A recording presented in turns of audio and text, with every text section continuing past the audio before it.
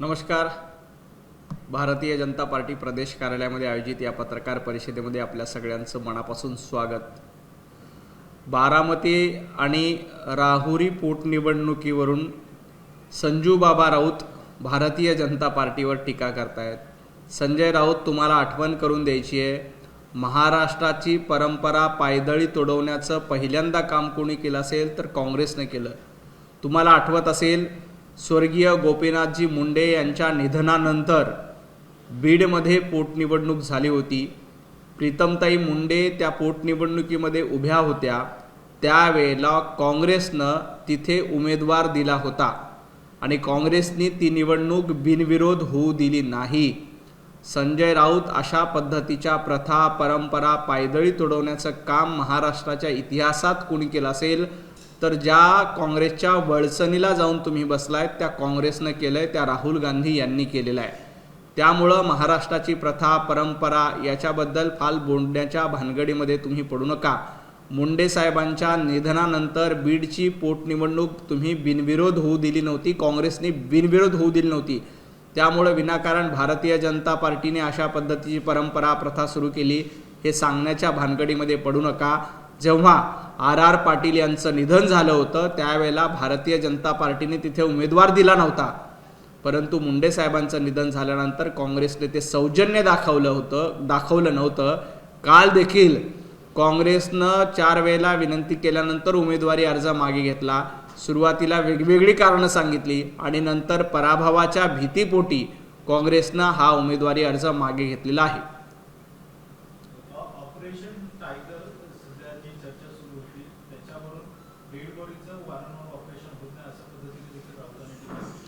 संजय राऊत, तुमच्या पक्षाची dead body करण्याचं काम जनतेनं केलेलं आहे. तुमचा पक्ष आता अस्तित्वालाच उरलेला नाही आणि पक्षाची पूर्णपणे डेड बॉडी, मरणशय्येवर येऊन टिकलेला पक्ष, अशा पद्धतीची अवस्था दुसरी तिसरी कोणी नाही केली तर महाराष्ट्रातल्या जनतेनं केली. त्यामुळं आपल्या पक्षाचं आधी धुणं धुवा, आपल्या पक्षाची प्रकृती कशी बरी होईल, आपला पक्ष कसा सुधारेल याचा विचार करा. इतर पक्ष ऑपरेशन टायगर, ऑपरेशन लोटस हे सांगण्याच्या भानगडीमध्ये पडू नका. ज्या दिवशी ऑपरेशन होईल त्या दिवशी तुम्हाला ते कळणार देखील नाही. तुमच्या नाकाखालून 40 आमदार निघून गेले होते. महाविकास आघाडीचं सरकार होतं, उद्धवजी ठाकरे मुख्यमंत्री होते, संजू बाबा राऊत त्या सरकारचे सर्वेसर्वा होते, तरी 40 आमदार गेले, तुम्हाला कळलं नाही. जेव्हा केव्हा ऑपरेशन टायगर होईल तेव्हा ते तुम्हाला कळणार नाही. आणि ऑपरेशन हे डेड बॉडीचं होतं का जिवंत माणसाचं होतं हे सांगायला संजय राऊत डॉक्टर नाही आहेत. ऑपरेशन हे जिवंत माणसाचं होतं, डेड बॉडीचं ऑपरेशन होत नाही. आणि अशा पद्धतीची तुमच्या ज्या पद्धतीची बेताल बालिश वक्तव्य येतात ती बालिश वक्तव्य करू नका. आता तुमच्या पक्षाचीच अवस्था ही मरणासन्नतेकडे जात आहे. कारण तुमच्या पक्षाचे आमदार किती आहेत, तुमच्या पक्षाचे नगरसेवक किती आहेत, जिल्हा परिषदा किती आहे याचा विचार करा आणि मग इतरांना बोलण्याच्या सल्ला देण्याच्या भानगडीमध्ये पडा.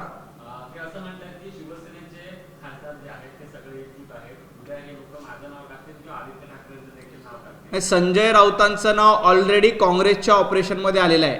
संजय राऊत काँग्रेस पक्षामध्ये जाणार आहे आणि त्याबद्दलचं ऑपरेशन ठरलेलं आहे. संजय राऊतांना राज्यसभेची खासदारकी पुढच्या वेळेला मिळणार नाही. त्यामुळं संजय राऊत राज्यसभेच्या खासदारकीसाठी राहुल गांधी यांच्या संपर्कात आहेत आणि राहुल गांधीकडे संजय राऊत जाणार आहेत. काँग्रेसमध्ये संजय राऊत प्रवेश करणार आहेत. हे पांढऱ्या दगडावरची काळी रेष आहे. त्यामुळं अशा पद्धतीचं हे ऑपरेशन ऑलरेडी ठरलेलं आहे. त्यामुळे संजय राऊत, तुमच्या पक्षामध्ये तुमची निष्ठा राहिलेली नाही. तुमची निष्ठा आता राहुल गांधींच्या चरणावर, तुमची निष्ठा सोनिया गांधींच्या चरणावर आणि उरली थुरली थोडीशी निष्ठा आहे ती सिल्वर ओकच्या दारात तुमची निष्ठा ठेवलेली आहे. त्यामुळं तुम्ही निष्ठेच्या गप्पा किंवा मी पक्ष सोडून कुठेही जाणार नाही हे सांगण्याच्या भानगडीमध्ये पडू नका. तुमचा एक पाय ऑलरेडी काँग्रेसमध्ये जाऊन पोहोचलाय. कुठल्याही क्षणी दुसरा पाय देखील तुमचा काँग्रेसमध्ये जाईल.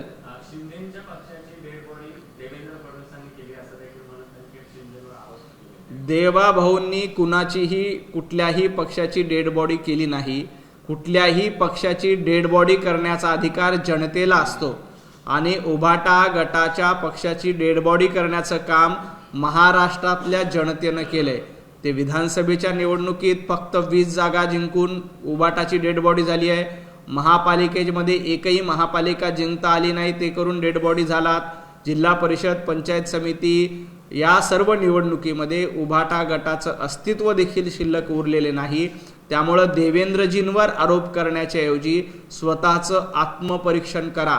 महाराष्ट्रातल्या जनतेनं तुमच्या कानाखाली मारली आहे आणि मतदान न देऊन तुमचा पक्ष मरणासन्न अवस्थेमध्ये आणून सोडलेला आहे। विरोधी पक्षाच्या खासदारांना महाराष्ट्रात विकास निधी जो आहे तो दिला जात नाही। सत्ताधारी पक्षाच्या खासदारांना आपलं कोट्यवधीचा निधी जो आहे तो दिला जातो। संजय राऊतांना फक्त आठवण करून द्यायची आहे, महाविकास आघाडीत महाराष्ट्रामध्ये जेव्हा सरकार होतं, उद्धवजी ठाकरे मुख्यमंत्री होते, भारतीय जनता पार्टीचे सर्वाधिक 106 आमदार होते।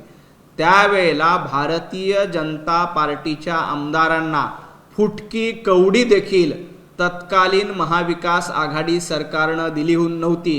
संजय राऊत त्यावेळेचा निधी राजाराम राऊत यांच्या खात्यातनं येणार होता का? त्यावेळेला तुम्ही भारतीय जनता पार्टीला कवडी देखील दिली नाही। उलट भारतीय जनता पार्टीच्या 12 आमदारांचं निलंबन केलं, 12 आमदारांचे मानधन थकवले होते। तेव्हा ते मानधनाचे पैसे, तेव्हा ते निधीचे पैसे राजाराम राऊत यांच्या बँक खात्यातून देणार होते का? त्यावेळेला भाजपच्या एकाही आमदारांना फुटकी कवडी दिली नाही, निधी दिली नाही।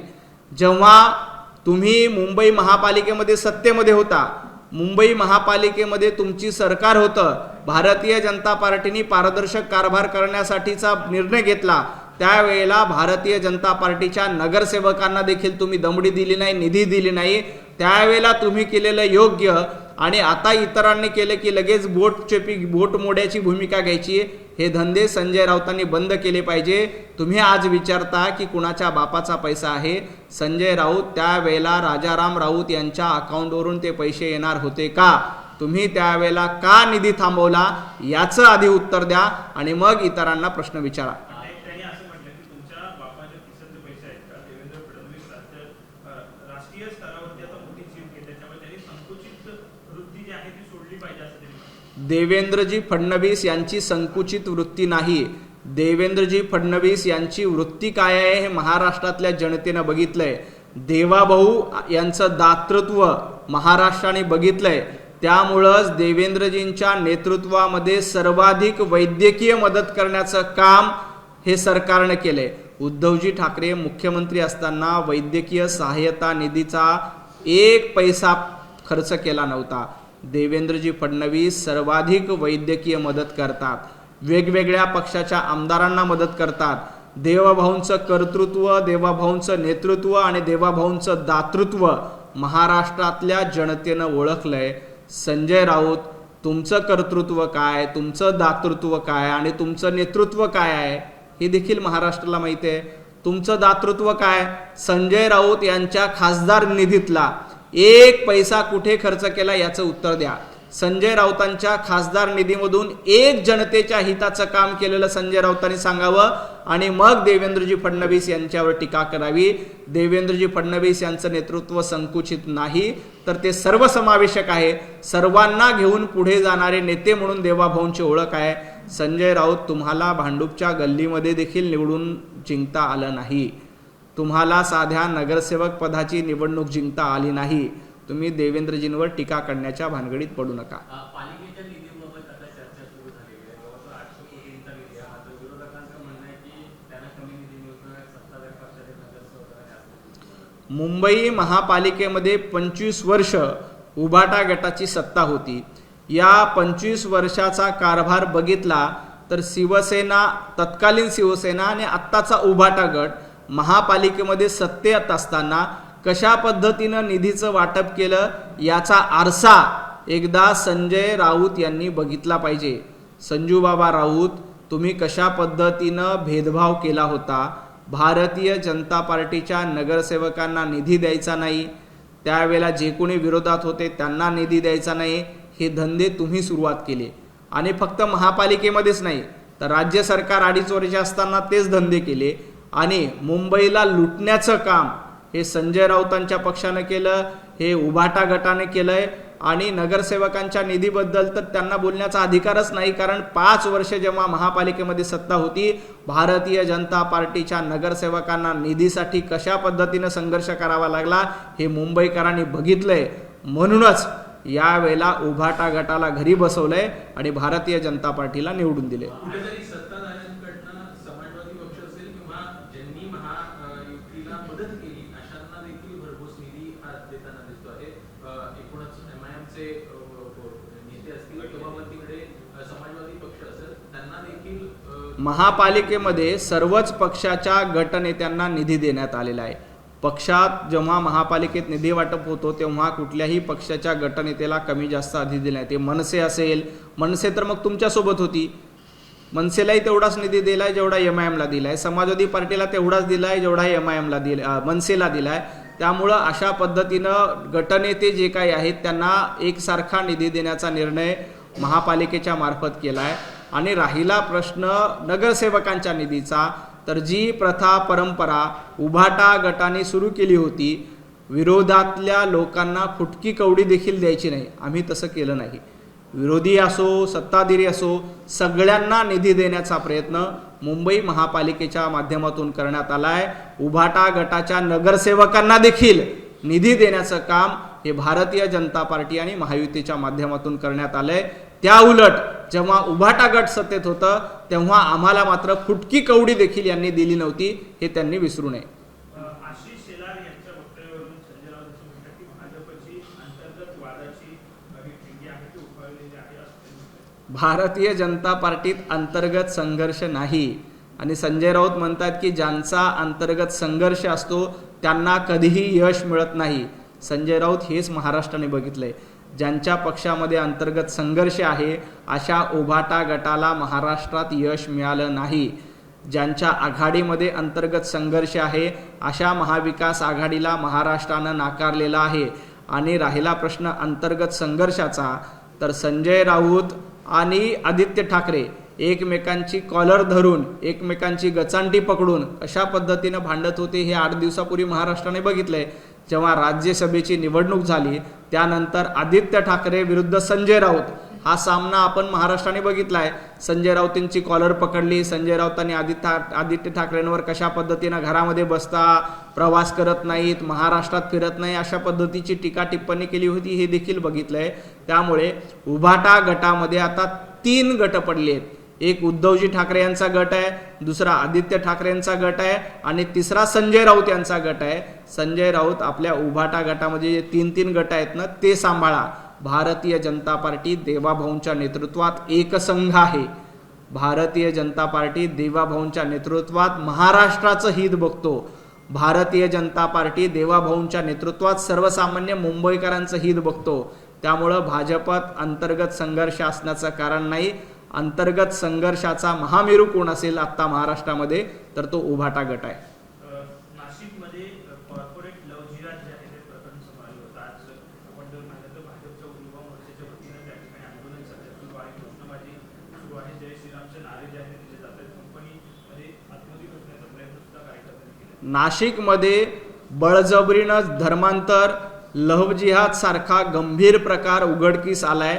ज्या पद्धतीनं जबरदस्तीनं धर्मांतर करायचं, नोकरीचं आमिष लावतो म्हणून महिलांवर छळ करायचा, हिंदू महिलांवर अत्याचार करायचे, हा प्रकार नाशिकमधला अतिशय गंभीर आहे. या प्रकरणाची दखल पोलिसांनी घेतली, राज्य सरकारने देखील घेतली आहे. महाराष्ट्रामध्ये आपण याआधी बघितलं लँड जिहाद सुरू होत होता, लव्ह जिहाद सुरू होता, होट जिहाद सुरू होता, परंतु यापुढे अशा पद्धतीनं लव जिहाद करणं किंवा महाराष्ट्रात धर्माच्या नावानं जबरदस्तीनं बळजबरीनं धर्मांतर करणं हे सहन केलं जाणार नाही. नाशिकचं प्रकरण अतिशय गंभीर आहे. या प्रकरणामध्ये पोलिसांनी मोठ्या शिताफीनं संपूर्ण कारवाई केलेली आहे. यात जे कोणी दोषी असतील त्यांच्यावर तातडीनं कारवाई करावी अशी भारतीय जनता पार्टीची मागणी आहे.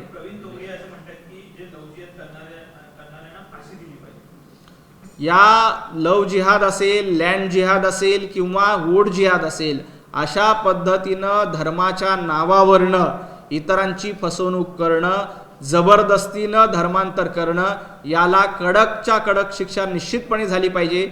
याबद्दल कडक कायदा देखील करावा. फाशी द्यायची का नाही याबद्दल विधानसभा आणि लोकसभेमध्ये निश्चित चर्चा होऊ शकते, परंतु अशा पद्धतीनं बळजबरीनं धर्मांतर करणाऱ्यांना कडक शिक्षा व्हावी, म्हणजे पुन्हा त्यांची हिंमत होणार नाही. अशी तरतूद कायद्यामध्ये निश्चित असायला हवी. आणि या सगळ्या संदर्भामध्ये ज्यावेळेस विरोधकातले काही असतील, समाजवादी हे इथले नेते आहेत ते पुढे बोलायला येतात, मात्र अशा वेळेस आता कोणी बोलायला आलं नाही, कसं बघताय? नाही, कारण हे असे प्रकार खपवून घेतले जाणार नाहीत. ज्या पद्धतीनं नाशिकचा प्रकार आला आहे, एखाद्याला नोकरीचं आमिष दाखवायचं म्हणून सांगायचं आणि त्याच्यावर बळजबरी करायची, नोकरीच्या निमित्ताने असेल, पैसे देऊन असेल किंवा अन्य काही कारणाने असेल, जाणीवपूर्वक हिंदू माता भगिनींना टार्गेट करण्याचं काम काही विशिष्ट धर्माकडनं, विशिष्ट लोकांकडनं, जे औरंगजेबाचे वंशज आहेत, अफजल खानाच्या वृत्तीचे आहेत, अशा लोकांकडनं केली जाते.